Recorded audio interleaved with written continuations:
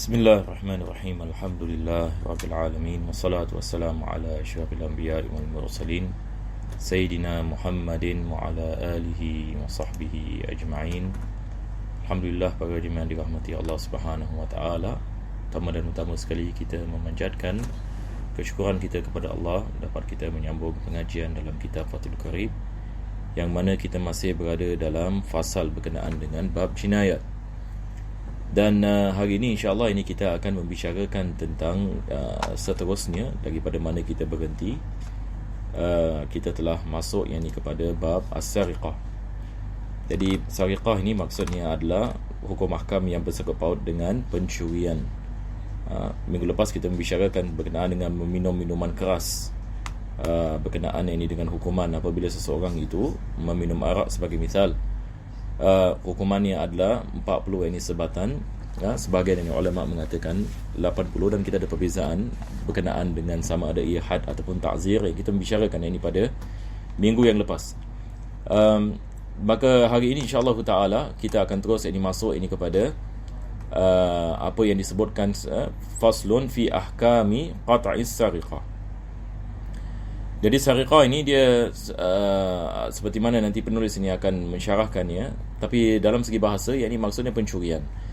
Jadi berkenaan dengan memotong ini tangan ini pencuri, ada beberapa ini syarat ini yang akan disebutkan ini oleh penulis. Jadi insya-Allah ini kita akan memula membicarakan tentang apa yang disebutkan oleh beliau. Maka pertama sekali beliau mengatakan wahia luratan. Yani sekarang ini beliau akan mensyarahkan apa yang dimaksudkan dengan sariqah.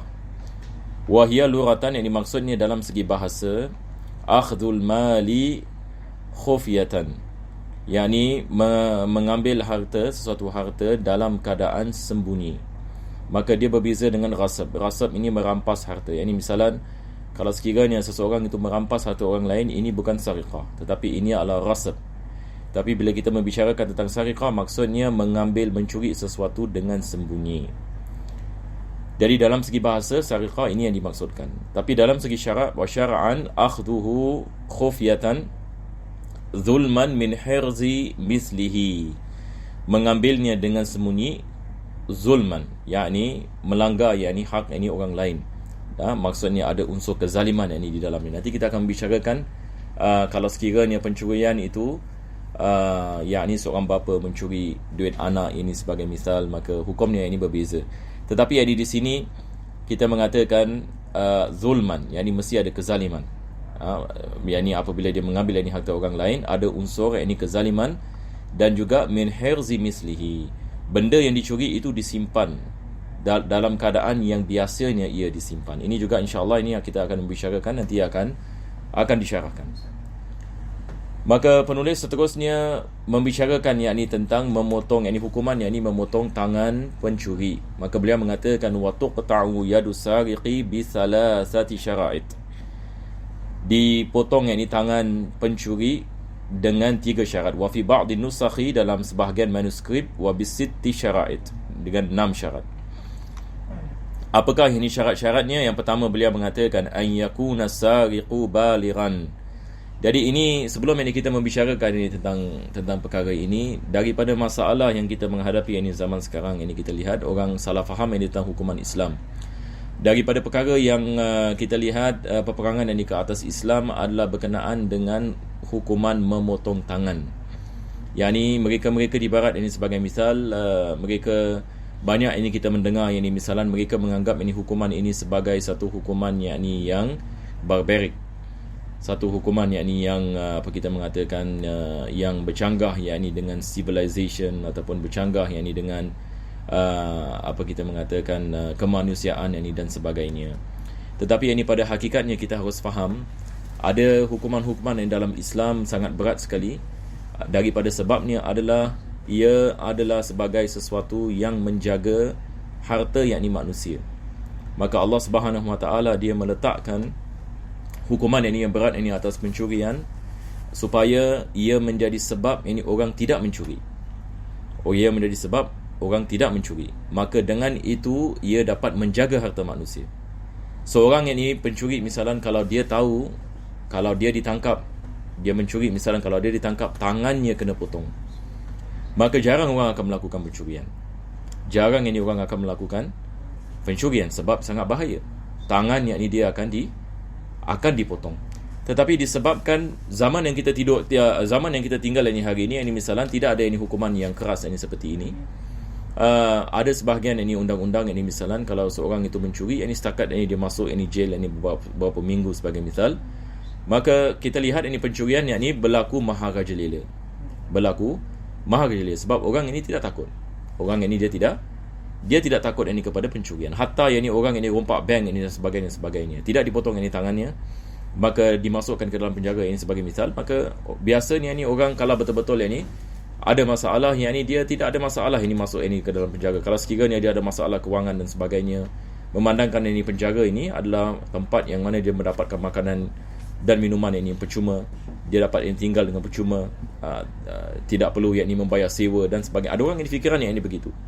Jadi Islam ini meletakkan ini hukuman ini seperti ini supaya menjaga harta yang ini orang lain, sama ada harta orang Islam ataupun harta orang yang bukan Islam. Ini adalah daripada keindahan ini agama kita, yang mana kalau sekiranya hukuman ini diaplikasikan, maka jarang akan ada orang yang akan mencuri. Jarang. Bukan kita mengatakan mustahil seseorang itu akan mencuri. Mungkin ini ada orang mencuri, tetapi dia adalah perkara yang sangat jarang sekali. Itu sebab kita lihat dalam negeri Islam, apabila mereka melakukan pada zaman dahulu, bila mereka melakukan solat ini di masjid, mereka hanya tinggalkan kedai-kedai mereka. Tidak ada orang ini berani curi. Tidak ada orang ini berani curi. Apalagi zaman sekarang ini dengan ada CCTV ini dan sebagainya. Kalau hukuman ini diaplikasikan, maka ini adalah daripada hukuman Allah Subhanahu Wa Taala. Sebab harus kita faham, dalil ini bagi hukuman ini adalah Al-Quranul Karim. Allah mengatakan wasariqu wasariqatu faqta'u aydiyahuma. Allah mengatakan lelaki yang mencuri, wanita ini dah mencuri, potonglah tangan mereka. Dan potong tangan ini seperti mana penulis mengatakan ada syarat-syarat yang ini. Bukan maksudnya semua orang mencuri kita potong tangan, bukan. Ada yang ini syarat-syaratnya yang akan dibahaskan nanti. Tapi di sini harus kita faham sebagai seorang Muslim, Islam yang ini menjaga beberapa perkara. Pertama sekali, Islam menjaga jiwa manusia. Itu sebab kita ada hukuman qisas. Islam yang ini menjaga harta manusia. Itu sebab kita ada hukuman pencurian. Islam yang ini menjaga akal manusia. Itu sebab kita ada hukuman meminum arak, seperti mana kita membicarakan minggu yang lepas. Islam menjaga maruah manusia. Itu sebab kita ada hukuman qazaf. Qazaf 2 minggu yang lepas, bila kita membicarakan satu orang ini kalau dia menuduh orang lain melakukan zina dan dia tidak mendatangkan saksi, maka disebat ini 80 kali. Ini adalah hukuman qadhaf. Kenapa ini hukuman qadhaf? Apa maksud daripada hukuman qadhaf? Dia adalah untuk menjaga maruah manusia, supaya ini orang ini tidak sembarang ini fitnah satu dengan yang lain dan mengatakan dia melakukan ini, yang ini melakukan zina, yang ini melakukan zina. Maka kita ada hukuman-hukuman yang ini seperti ini untuk menjaga yang ini maruah, untuk menjaga maruah manusia. Dan yang kelima kita ada yakni hukuman yakni zina. Ini adalah untuk menjaga keturunan yakni manusia. Maka Islam mensyariatkan ini pernikahan, dan Islam ini mengharamkan ini penzinaan. Dan juga penzinaan ini kita lihat hukuman yang berat yang dikenakan ini kepada orang yang melakukan zina, yang mana kalau hukuman Islam dikenakan kepada yakni masyarakat, maka orang akan takut nak melakukan zina. Kita tidak akan lihat penzinaan berleluasa seperti apa yang kita lihat ini hari ini. Jadi sebab ini manusia jauh daripada hukuman Allah Subhanahu Wa Taala. Itu sebab ini kita lihat ini dunia ini tonggang terbalik sekarang. Dunia ini kita lihat yakni orang-orang muda dalam keadaan mabuk melakukan zina, berlaku banyak pencurian, perompakan. Begitu juga yakni mencabuli yakni maruah lelaki, mencabuli maruah wanita, wanita mencabuli maruah ini lelaki. Banyak ini pembunuhan ini yang berlaku. Hatta yakni negeri-negeri yang apa kita mengatakan baik dalam segi teknologi dan sebagainya, tetapi mereka masih ini menghadapi masalah yang ini penzinaan, masalah ini pencurian dan sebagainya. Maka Islam ini memberikan jalan keluar ini daripada perkara ini. Dan harus kita faham, hukum makam Islam diaplikasikan lebih 1000 tahun ya. Kita mungkin hari ini kita tidak lihat ini hukum-hukum ini diaplikasikan, tapi kalau kita baca sejarah, maka daripada zaman Nabi SAW sehingga akhir yakni khilafah Uthmaniyah, jadi maksudnya lebih 1400 tahun, ataupun yakni 300 tahun. Jadi kita sebagai yakni orang Islam yakni harus yakni kita memahami sejarah kita. Sekarang ini kita meneruskan. Beliau mengatakan ini adalah syarat-syarat ini bagi memotong ini tangan, bagi orang yang melakukan pencurian. Yang pertama sekali beliau mengatakan ayyakuna sariqu balighan. Jadi orang yang mencuri ini dia mesti baligh. Kalau dia belum baligh, tidak dibolehkan kita memotong tangannya. Sebab kalau dia budak, dia tidak mukallaf. Yani dia tidak yani memahami perkara-perkara yang seperti orang yang sudah baligh ini memahami. Maka dia mesti mukallaf, maka dia mesti baligh. Pertama sekali aqilan. Yani dia adalah orang yang akal waras, yani bukan orang gila. Mukhtaran, bukan yang dipaksa. Dia maksudnya dia mencuri dengan pilihannya, bukan yang satu orang yang memaksanya. Dan musliman kana au zimmiyan, sama ada dia seorang muslim ataupun zimmi, maka dipotong yakni tangannya. Jadi hukuman memotong tangan ini bukan hanya bagi orang Islam, ya, bukan hanya bagi orang Islam, tapi dia juga dikenakan ke atas siapa? Ke atas kafir zimmi. Jadi sekali lagi kita nak kena faham, ya, apakah yang dimaksudkan dengan kafir zimmi. Dalam istilah, dalam syariat ini Islam, bila kita mengatakan kafir zimmi, maksudnya seorang yang bukan Islam yang tinggal di negeri Islam. Seorang yang bukan Islam yang tinggal di negeri Islam dan dia setuju dikenakan hukuman Islam ke atasnya. Yakni sebagai misal, ya, untuk kita faham ini perkara ini, kita kalau tinggal di sebuah negara, kalau kita dari citizen sebuah negara, maksudnya kita telah setuju undang-undang negara tersebut dikenakan ke atas kita. Dan lain negeri lain undang-undang.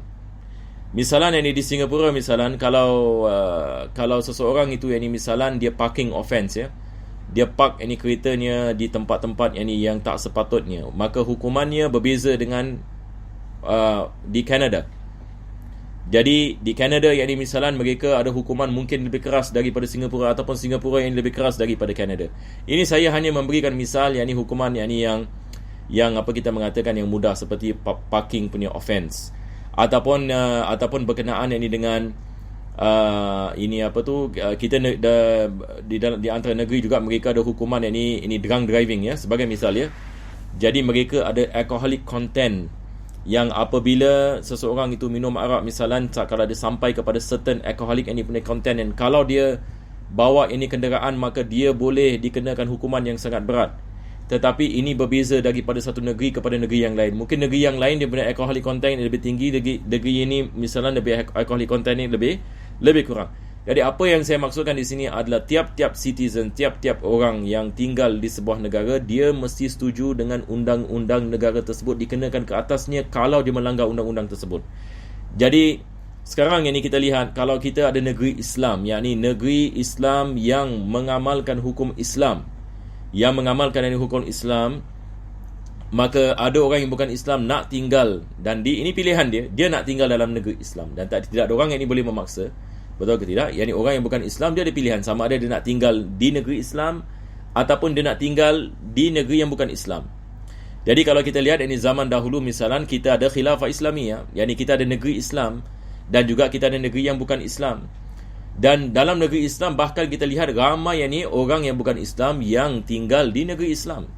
Kita ada banyak orang Yahudi misalan mereka lebih cenderung untuk tinggal di negeri Islam daripada negeri yang bukan Islam. Sebab keislaman negeri Islam memberikan kepada mereka apa kita mengatakan banyak jalan-jalan untuk mereka melaksanakan ibadat-ibadat mereka dan menjalankan kehidupan mereka seperti biasa. Islam tidak memaksa orang lain memasuk ke dalam agama Islam. Islam memberikan kebebasan agama. Yakni orang Yahudi dan orang Nasrani misalan banyak tinggal di negeri Islam, misalan di Syria, begitu juga di Mesir, begitu juga di Morocco sebagai misal.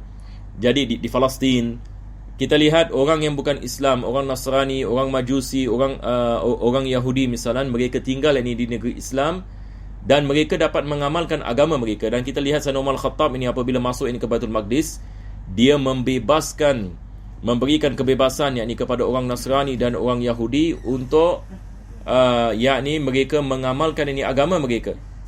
Maka dibina gereja sebagai misal dibina tempat-tempat ibadat bagi orang Yahudi untuk mereka menjalankan kehidupan mereka seperti biasa.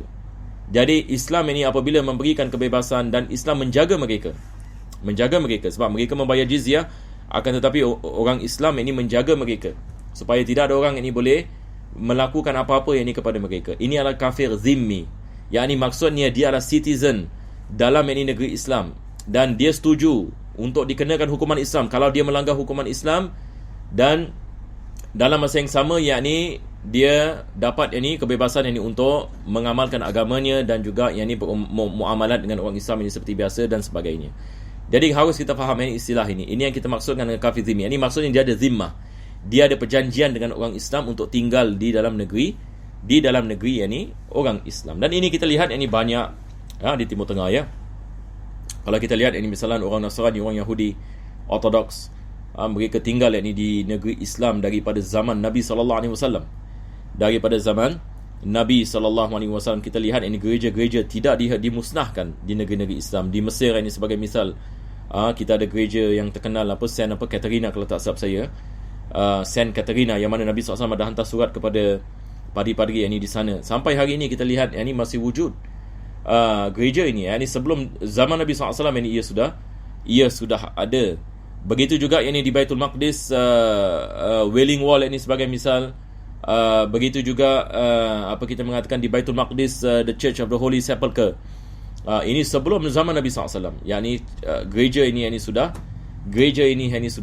apa kita mengatakan ini sudah wujud. Sayyidina Umar Khattab ini apabila sampai ke Baitul Maqdis, dia dipelawa untuk masuk ini ke dalam gereja ini. Ini kisahnya kita boleh baca, dan dia tidak mahu ini sebab dia takut kalau dia masuk nanti orang akan memusnahkan gereja ini untuk dijadikan ini masjid. Maka dia melakukan salat yang ini di sebelah ini gereja yang hari ini terkenal sebagai Masjid Umar. Ini seperti mana di dalam Baitul Maqdis. Jadi kita lihat ini keindahan ini Islam para jemaah dirahmati Allah. Kita lihat lebih 1000 tahun orang Nasrani dengan orang Yahudi tidak ada masalah yang ini tinggal yang dalam negeri Islam, dan orang Islam yang menjaga mereka. Orang Yahudi ini kalau kita lihat dia ditindas ini oleh orang Kristian di Europe. Jadi ramai daripada mereka tinggal ini di negeri Islam. Hatta di Spanyol ini misalnya apabila orang Islam ini tewas dalam peperangan yang ini di Spanyol, orang Yahudi yang di Spanyol, mana mereka pergi? Mereka pergi ke Morocco.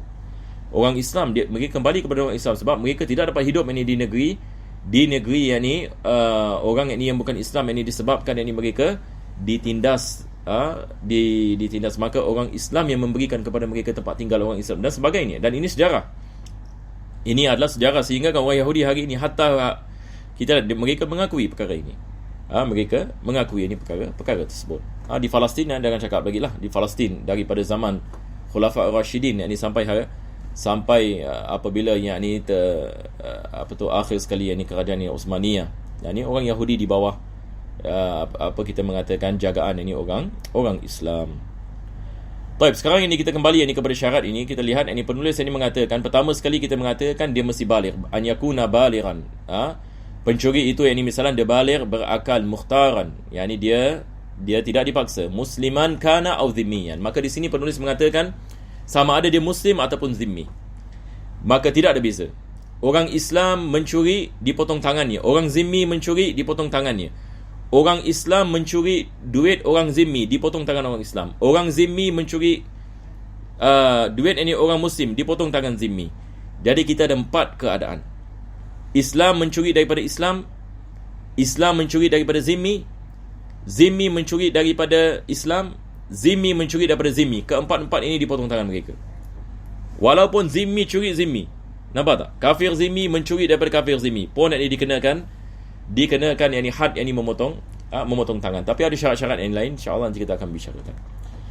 Maka penulis mengatakan fala qat'a ala sabiyyin wa majnunin wa mukrah. Kita tidak boleh memotong tangan sabi, ini seperti mana kita mengatakan belum baligh, majnun orang gila iaitu dia tidak berakal, mukrah yang dipaksa, dia tidak mukhtar. Maka tidak dipotong ini tangan mereka. Wa yuqta'u muslimun wa dhimmiyun bimali muslimin wa dhimmi. Ini yang saya mengatakan tadi 4 keadaan. Jadi kita lihat ini masya-Allah penulis dia merumuskan dalam satu ayat. Wa yuqta'u muslimun wa dhimmi. Jadi sama ada yang mencuri itu seorang muslim ataupun yang mencuri itu seorang muslim, seorang zimmi. Dipotong tangan mereka. Sama ada bimalin muslim ataupun bimalin zimmi. Jadi ada 4 keadaan. Orang Islam mencuri daripada orang Islam. Keadaan yang pertama. Orang Islam mencuri daripada zimmi. Keadaan yang kedua. Orang zimmi mencuri daripada orang Islam. Keadaan yang ketiga, orang zimmi mencuri daripada orang zimmi, maka ini adalah keadaan yang keempat. Maka empat keadaan seperti mana saya mengatakan, dipotong yakni tangan mereka. Wa ammal muahad, maka sekarang yakni ada yakni satu yakni yang berbeza sedikit, yakni tentang kafir muahad. Muahad, kafir yakni muahad, yakni boleh juga dibaca yakni muahid, tapi biasa yakni yang biasa yang disebut adalah muahad. Yakni muahad yakni maksudnya yang diberikan janji, ataupun dia ada misalan dia seorang kafir ini yang datang ini daripada luar. Maka dia nak masuk ke dalam negara Islam, yakni dia ada visa. Misalnya kalau zaman sekarang kita panggil seperti apa? Seperti visa, yakni misalan dia ada sedikit pekerjaan ataupun bisnes yang dengan orang Islam, dia masuk ke dalam negeri Islam on a visa trip. Dia untuk sementara, yakni bukan yakni nak apa kita mengatakan tinggal yakni di negeri Islam ini sebagai misal. Ini kita panggil kafir muahad, yakni maksudnya dia ada treaty. Yakni dengan orang Islam. Ini hukuman yang berbeza. Itu sebab kita nak kena faham beza di antara kafir zimmi dengan muahad. Zimmi kita mengatakan ini yang tinggal dalam negeri Islam, citizen negeri yakni Islam. Maka ini kita mengatakan wajib ini kita menjaganya, tidak boleh kita mencuri daripada duitnya dan sebagainya. Manakala ada jenis kafir yakni muahad, yakni dia ada treaty dengan orang Islam, dia masuk ini ke dalam negeri Islam dan dia tinggal sementara ini di dalam negeri Islam. Fala qat'a alaihi fil adhar. Kita dalam mazhab al-Imam Syafi'i mengikut ini kepada pendapat adhar, walaupun muqabil kita ada khilaf ini berkenaan dengan perkara ini. Kalau kafir muahad mencuri, adakah dipotong tangannya? Pendapat yang mu'tamad dalam mazhab Syafi'i, tidak dipotong tangannya. Tidak yakni dipotong tangannya. Apa bezanya kafir muahad dengan kafir zimmi? Kafir zimmi dia tinggal yakni di negeri Islam dan dia setuju yakni atas yakni hukuman Islam yakni dikenakan yakni ke atasnya. Manakala kafir muahad, dia masuk yakni ke dalam negeri Islam yakni hanya yakni untuk sementara dengan sebab-sebab yang tertentu. Maka ikatannya dengan perjanjian dengan negeri Islam, ikatan yang lebih lemah daripada ikatan yakni zimmi. Itu sebab ini kita tidak dia tidak dikenakan yakni hukuman Islam kalau sekiranya dia melakukan perkara-perkara yang bercanggah dengan hukuman Islam. Tetapi ini adalah fil adhar. Fil adhar ini maksudnya ini adalah daripada qaul al-Imam Syafi'i. Maka al-Imam Syafi'i ada lebih daripada satu qaul. Jadi pendapat yang dipilih adalah tidak dipotong tangannya. Muqabil adhar ini dipotong yakni tangannya, dan muqabil adhar juga daripada qaul al-Imam Syafi'i. Wa ma taqaddama syartun fi sariq. Jadi apa yakni syarat-syarat yang disebutkan berkenaan yakni dengan si pencuri, diambil yakni iktibar. Apakah syarat-syaratnya? Seperti mana kita mengatakan, baligh, aqil, mukhtar. Dia mesti seorang yang baligh, dia mesti berakal, dia bukan yakni dipaksa, dan tidak ada beza di antara muslim dengan zimmi. Tetapi berkenaan dengan muahad kita ada khilaf. Pendapat yang mu'tamad, tidak dipotong yakni tangannya. Jadi sama ada dia seorang muslim ataupun dia zimmi, maka syarat-syarat mesti wujud, iaitu dia mesti baligh, dia mesti berakal, dan dia mesti mukhtar, iaitu tidak dipaksa. Baru kita mengatakan syarat ini memotong itu ada bagi orang tersebut. Wa dzakara al-musannifu, yakni musannif di sini adalah Abu Syuja', ya. Yakni dia mengatakan syarat al-qat'i bin nadhari lil masruq. Selepas dia membicarakan syarat-syarat yakni si pencuri, penulis dia membicarakan tentang syarat-syarat yang dicuri. Jadi kita ada syarat-syarat yang bersangkut paut dengan pencuri, syarat-syarat yang bersangkut paut dengan yang dicuri. Yakni maksudnya benda yang dicuri. Apakah syarat benda yang dicuri? Maka beliau mengatakan wa ayyasriqa nisaban qimatuhu rubu' dinar. Daripada syarat benda yang dicuri, harga bagi benda yang dicuri itu mesti rubu' dinar dan lebih. Rubu' dinar, dan apa maksudnya rubu' dinar? 1/4 dinar. 1 dinar yang dijemah dengan mati Allah, dia adalah sikit lebih kurang 4 gram dengan suku, 4 suku gram. Sekarang yang ini kita menanyakan, misalnya yang ini di Singapura, emas 4 suku gram yang ini berapa nilainya? Wallahu alam, saya pun tak sempat nak cek gram, sebab ini emas ini dia zaman yang kita tinggal ini dia berbeza-beza, ya, hari demi hari. letaklah kita mengatakan 1 gram $70. 1 gram 70 Singapore dollar. Tamam? Maka 1 dinar ini berapa? Jadi kita kali 4. 7 yang ni kita kali 4. Kita dapat $280. Lepas itu kita campur seperempat yang ni dinar. Jadi kalau seperempat yang ni gram. Kalau tadi kita mengatakan 1 gram 70 dinar, $70, seperempat yang ni $70, yang ni letaklah yang ni $20, yang ni untuk kita nak senang ya, calculate $20. Jadi tadi kita mengatakan berapa? $280, kita campur lagi $20. Jadi 1 dinar dia ada $300. 1 dinar yang ni ada berapa? 1 dinar sikit lebih kurang yang ni $300. Ini adalah 1 dinar. Maka had bagi syarat yang ni bagi harga barangan yang dicuri ini, yang mana dipotong yang ni tangan orang yang pencuri, dia adalah rubu' dinar, seperempat yang ni daripada dinar. Yakni di sini kalau kita mengatakan 1 dinar $300, maka 300 yang ni kita divide by 4. Jadi berapa yang ni kita dapat? 300 yang ni kita divide by kita divide ini by 4. Jadi dia sikit lebih kurang $75. $75. Jadi letaklah $75 zaman sekarang rubu' dinar.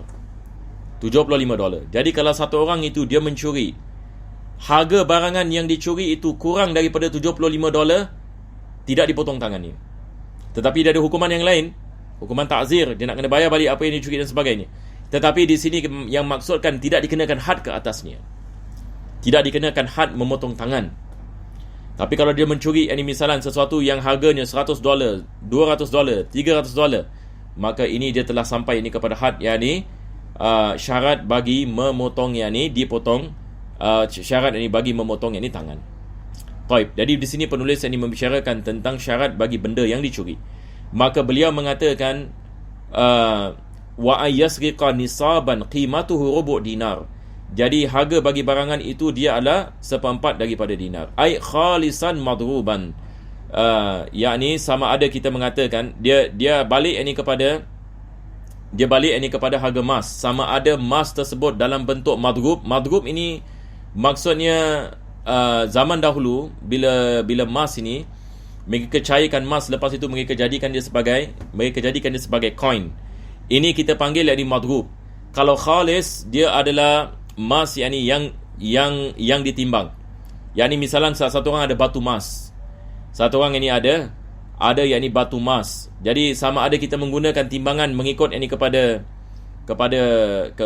apa kita mengatakan dinar yakni balik kepada khalis, iaitu 4 gram dan 1 suku, ataupun madrub yakni dinar yakni yang apa kita mengatakan yang digunakan. Au yasriqa qadran marshushan yablughu khalisuhu rubu' dinar madruban, ataupun yakni dia mencuri yakni sesuatu yang dia punya harganya balik yakni kepada rubu' yakni dinar, walaupun benda yang dicuri itu bukan yakni sesuatu yang madrub, yakni dia bercampur yakni dengan emas. Ini sebagai misal, dia mencuri yakni satu besi yang ada bercampuran dengan emas, dan kalau kita cairkan emas tersebut dia sampai yakni kepada had suku yang ini dinar. Apa yang penting ni ala kulli hal, apa yang penting perlu kita faham adalah dia mesti yang ini mencecah harga seperempat yang ini dinar. Dia mesti yang ini mencecah harga seperempat dinar. Di sini penulis yang ini membicarakan masalah ini sebab zaman dahulu mereka menggunakan dinar. Mereka menggunakan dinar, dan zaman dahulu mereka menggunakan sama ada dinar ataupun mereka menggunakan emas.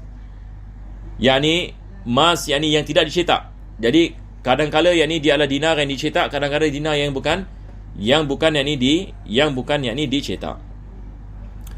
Taib. Jadi apa yang penting adalah kita membicarakan yakni tentang harga tadi. Itu sebab kalau zaman kita $75, kalau kita balik kepada US dollar, kita balik yakni kepada Malaysian ringgit dan sebagainya, kita akan mendapatkan nisab ini tersebut. Jadi ini adalah harganya, seperempat daripada dinar. Sikit lebih kurang $75 duit Singapura. Au qimatuhu min hirzi mislihi. Maka ini adalah syarat yang seterusnya, yakni bukan saja dia mesti seperempat ini dinar, akan tetapi dia mesti disimpan dengan simpanan yang biasa ia disimpan. Taib, apa maksudnya? Sekarang ini misalan, kalau satu orang ini misalan dia letak duitnya luar rumah. Sekarang kita menanyakan soalan, biasanya orang akan letak duit di luar rumah ke dalam rumah? Orang akan letak duit dalam rumah. Tetapi dia meletak duitnya yang ini di luar rumahnya, selepas itu duit itu dicuri. Ini kita mengatakan tidak ada had. Tidak ada had, sebab ini adalah silap orang yang mempunyai duit tersebut. Kenapa in the first place letak yang ni duit yang ni di luar rumah? Ataupun satu orang dia letak duit dia dekat tengah-tengah jalan, lepas itu dia pergi, dia balik, orang sudah mencuri duitnya. Khalas, kita mengatakan hatta kalau pencuri itu ditangkap, dia tidak dikenakan hukuman had, sebab dia tidak menyimpan yakni duit ini tersebut fi hirzi mislihi, dalam simpanan yang biasa ia disimpan. Biasanya wang ini disimpan dalam beg duit, disimpan dalam poket, betul ke tidak? Ini adalah hirz. Tapi kalau dia meletakkan ini di tengah-tengah begitu, maka ini adalah kesilapan orang itu sendiri. Itu sebab kita di mana-mana saja kita sentiasa mengingatkan orang, hatta di masjid, bila satu orang yang melakukan solat, jangan letak bagnya ini di belakang masjid. Dulu saya pernah yang ini pergi ke masjid, saya ingat ini beg saya ini dalam ada buku. Siapalah nak curi ini kitab.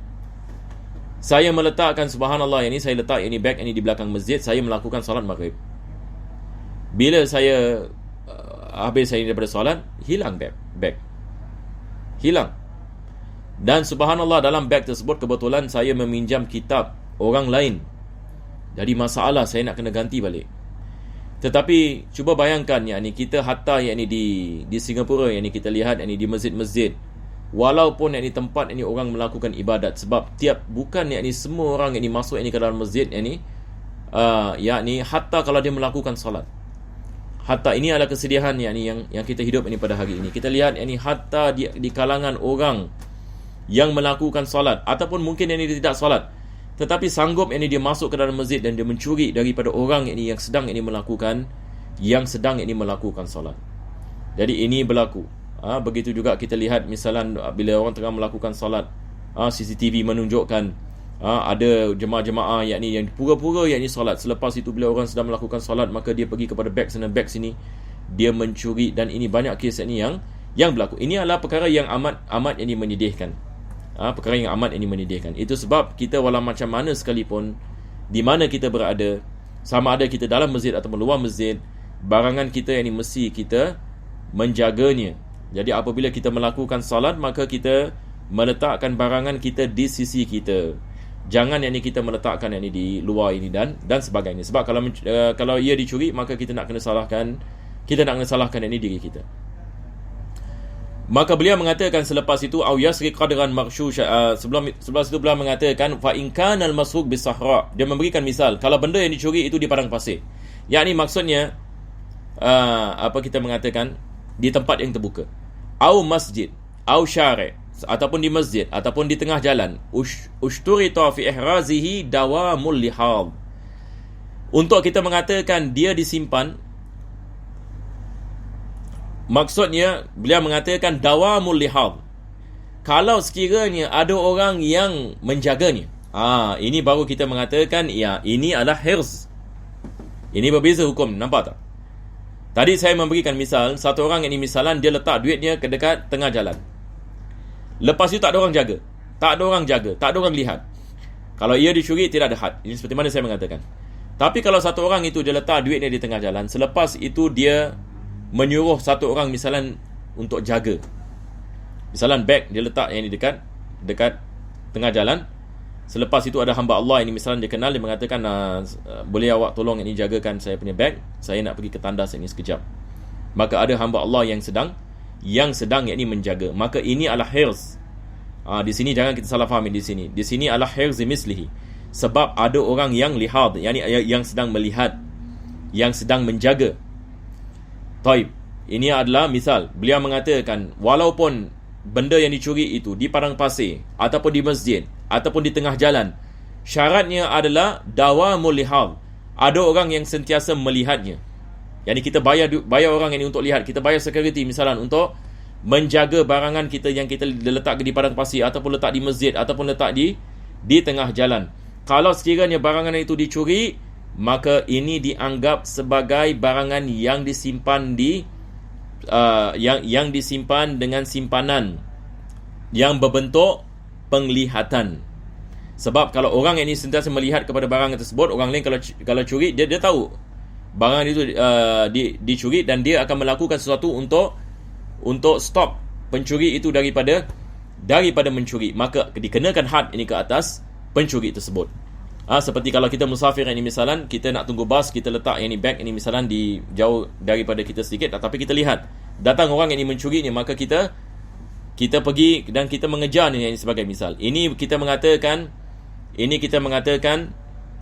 fi hirz, dia di dalam simpanan dan jagaan kita. Fa in kana bihisnin ka baitin, kalau sekiranya barangan itu di bawah yang ini sesuatu yang ini hisn ini seperti apa, fortress, seperti apa rumah. Satu orang ini meletakkan yang ini barangnya di dalam rumah. Kafa lihadun mu'tad fi mislihi, maka cukup yang ini dengan kita yang ini melihatnya kadang-kadang. Yang ini misalan kita meletakkan bicycle kita misalan di dalam rumah kita. Yang ini misalan satu orang tinggal rumah teres. Jadi apa dia buat? Dia letakkan basikalnya di dalam yang ini rumahnya, tapi bukan dalam rumah. Yang ini maksudnya di dalam kawasan yang ini rumah ni, dalam dia punya garden misalan. Dia ada macam apa? Rumah teres, semua banglo ini dia ada seperti apa, macam ada garden ya. Jadi letakkan basikalnya di sana, dia tidak lock. Tetapi kadang-kadang dia akan lihat di luar akan basikalnya. Maka ini juga kita mengatakan basikal itu telah disimpan dalam jagaan. Walaupun dia tidak all the way yang ini melihat, tetapi dia kadang-kadang ini akan yang ini melihat.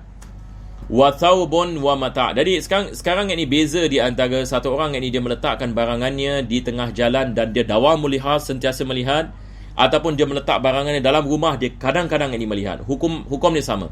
Kedua-duanya dikenakan had ini bagi orang yang ini yang mencuri, sebab dia fi hirzi mislihi, dia barang tersebut itu dijaga. Wa thawbun wa mata'un wada'ahu syakhsun bi qurbihi bi sahra mathalan. Misal yang ketiga, dia mengatakan baju dan barangan dia letak di sisi seseorang untuk menjaga, walaupun orang itu di padang pasir masalan. In la hadahu binadarihi, dan orang itu lihat pada barang ini, jaga barang tersebut. Waqtan fa waqtan, kadang-kala dia akan lihat, kadang-kala dia akan lihat. Walam yakun hunaka izdiham tariqin, dan tidak ada yang ini terlalu ramai yang ini orang yang ini di dalam kawasan yang ini tersebut. Ini maksudnya tiap-tiap orang yang ini dia dapat melihat kalau orang itu nak mengambil yang ini barangan yang ini tersebut. Maka di sini penulis ini mengatakan fahuwa muhrazun, maka ini balik kepada tiga-tiga situasi. Jadi tiga-tiga situasi tadi, sama ada kita mengatakan situasi yang pertama, kalau sekiranya dia sentiasa dijagai, ataupun di dalam rumah dan kadang-kadang dilihat, ataupun yakni dia di luar, akan tetapi ada orang yang melihatnya kadang-kala, maka di sini kita mengatakan hukumnya ala fi hirz, yakni maksudnya ada hukuman had kalau sekiranya si pencuri yakni mencuri harta tersebut. Selepas itu beliau mengatakan in la hadahu binadarihi la waqtan fa waqtan wa illam yakun hunaka izham tariqin fa huwa muhraz la milka lahu fihi wala syubha. Selepas itu daripada syaratnya juga adalah dia tidak memiliki benda yang dicuri, melainkan kalau dia memilikinya. Satu orang yang ini dia memiliki separuh benda itu misalnya dimiliki oleh Zaid dengan Umar. Zaid dengan Umar memiliki satu barang. Selepas itu Zaid mencurinya, tapi dia ada milik separuh barang tersebut, maka tidak ada hukuman had, sebab dia ada memilikinya. Wala syubhata fi malil masuk minhu, dan tidak ada syubha atas pemilikan. Seorang bapa mencuri harta anaknya,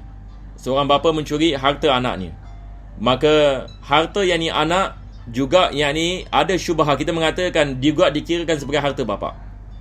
Harta anak juga dikirakan sebagai yang ni harta bapa. Maka kita tidak memotong tangan bapa apabila bapa mencuri harta anak. Jadi di sini maksudnya dia tidak ada milik yang ni atas benda yang dicuri, ataupun dia tidak ada milik yang ni dalam segi syubha. Misalan hamba mencuri harta tuan mencuri harta hamba, sebagai misal hamba mukatab, maka tidak dikenakan had, sebab di sini kita mengatakan ini semua yang dibalik ini kepada harta bagi tuannya. Wa tuqta'u yaduhul yumna. Selepas itu penulis yang ini membicarakan yang ini tentang berkenaan yang ini dengan bagaimana yang ini hukuman ini yang ini dikenakan kepada orang yang mencuri, maka beliau mengatakan pertama sekali dipotong tangan kanannya min mafsalil qu'. Qu' ini adalah di sini ya, ini adalah qu', maka dipotong. Di tangan ini dicabut daripada bahagian ini. Fa in saraka thaniyan quti'at rijluhul yusra. Kalau dia mencuri kali yang kedua, maka dipotong kakinya belah kiri, yakni daripada dia punya joint, dia punya ankle punya joint. Fa in saraka thalisan quti'at yaduhul yusra. Kalau dia mencuri kali yang ketiga, dipotong tangan kirinya. Fa in saraka rabi'an quti'at rijluhul yumna. Kalau dia mencuri kali yang keempat, maka dipotong kaki kanannya. Fa in saraka ba'da dhalika uzzira. Kalau dia curi lagi selepas itu, maka dikenakan hukuman ta'zir. Wa qila yuqtalu sabran. Ada pendapat yang lemah mengatakan dia dibunuh. Ya, dia dibunuh yakni dengan yakni perlahan. Maka dia dibiarkan di suatu tempat untuk menjalankan dijalankan pembunuhan. Apabila dia ditinggalkan, maka ini kita mengatakan yuqtalu sabran, yakni dalam keadaan waktu yang lama sehingga dia meninggal. Ini adalah pendapat yang lemah. Qila, kalau kita dalam mazhab Imam Syafi'i, qila ini maksudnya qaulun dhaif. Kita ada pendapat yang lemah ini berkenaan dengan perkara tersebut. Tapi sekali lagi saya terbaca matan ya. InsyaAllah ini pada minggu ala kulli hal. Saya ini adalah matan Abu Syuja' ya. Jadi ada syarahnya lagi belum habis lagi.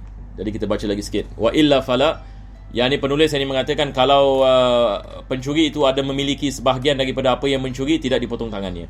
Wa syaratul mulahadati qad qudratuhu ala man'i sariq, dan juga daripada syarat orang yang menjaga barangan itu dia mesti ada kuasa untuk menahan pencuri. Tapi kalau kita meletakkan budak 3 tahun untuk menjaga barangan, maka ini tidak dikirakan sebagai mulahid. Jadi dia mesti orang yang dapat mencegah. Jadi orang pencuri kalau nak curi, dia tahu ada orang sedang menjaga. Ini baru kita mengatakan fi hirz. Wa min syurutil masruq ma dzakara al-musannif fi qawlihi la milka lahu fihi wala syubha. Ini seperti mana kita mengatakan daripada syarat benda yang dicuri juga ini tidak dimiliki dan tidak ada syubha milik bagi si pencuri. Fi malil masruq minhu fala qata'a bi sariqati mali aslin wa far'in lisariq. Tidak dipotong tangan kalau sekiranya ibu bapa ataupun datuk mencuri duit anaknya, ataupun anaknya mencuri duit bapanya. Wala bisariqati raqiqin mala sayyidihi. Begitu juga tidak dipotong tangan hamba apabila dia mencuri harta tuannya. Sebab apa yang dimiliki oleh hamba adalah milik bagi tuan. Ini kita mengatakan syubhah, ada syubhah di sini. Maka tidak dipotong tangan, tangan hamba. Taib. Selepas itu kita mengatakan penulis yang dimensyarahkan tadi, kita mengatakan berkenaan dengan bagaimana ini dipotong. Jadi kita teruskan lagi ya, insya-Allah waktu isyak belum masuk lagi. Wa tuqta'u minas sariqi yaduhul yumna, yang dipotong tangan kanannya mim mafsalil qu' ba'da khal'iha minhu bihablin yajurru bi'unfin. Jadi penulis Ibn Qasim ini mensyarahkan apa yang dimaksudkan memotong daripada dia punya mafsal, yakni maksudnya diikat tali pada tangannya sini sehingga dicabut ini dengan kuat.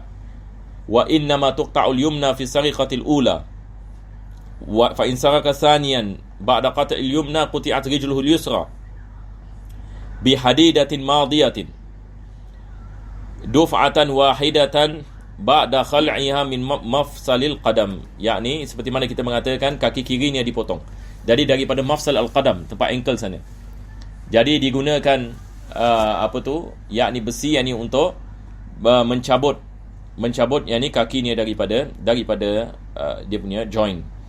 Fa in saraka thalisan, kalau kali yang ketiga quti'at yaduhul yusra, tangan kirinya yakni dicabut. Fa in saraka rabi'an quti'at rijluhul yumna ba'da khal'iha min mafsalil qadam kama fu'ila bil yusra, seperti mana yakni dia mengatakan yakni memotong yakni daripada kaki kirinya. Wa yurmasu mahalul qata' bi zaitin aw duhnin maghli.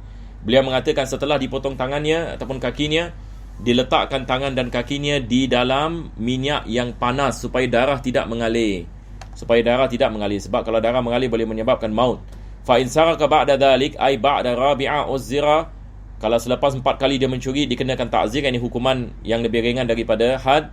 Waqila, ini yang beliau tadi kita membicarakan, ada pendapat yang lemah mengatakan yuqtalu sabran. Syekh ini Ibn Qasim ini mengatakan wa hadithul amri biqatlihi fil maratil khamisah mansukh. Beliau mengatakan ini adalah pendapat yang lemah sebab hadis berkenaan dengan membunuhnya pada kali yang kelima adalah hadis yang mansukh, yang tidak diamalkan. Sebab ada pendapat mengatakan yang kelima dia dibunuh. Wallahu alam ini bissawab. InsyaAllah minggu depan kita akan membicarakan fasal yang seterusnya berkenaan dengan highway robbers. Ini qati'in tariq. Ini juga disebut oleh Allah Subhanahu wa taala dalam Al-Quran. Alhamdulillahirabbil alamin. Allahumma salli wa sallim ala sayyidina Muhammad wa ala ali sayyidina Muhammad. Rabbana atina fid dunya hasanah wa fil akhirati hasanah wa qina adzabannar. Sallallahu ala sayyidina Muhammadin wa ala alihi wa sahbihi wasallam. Alhamdulillahirabbil alamin.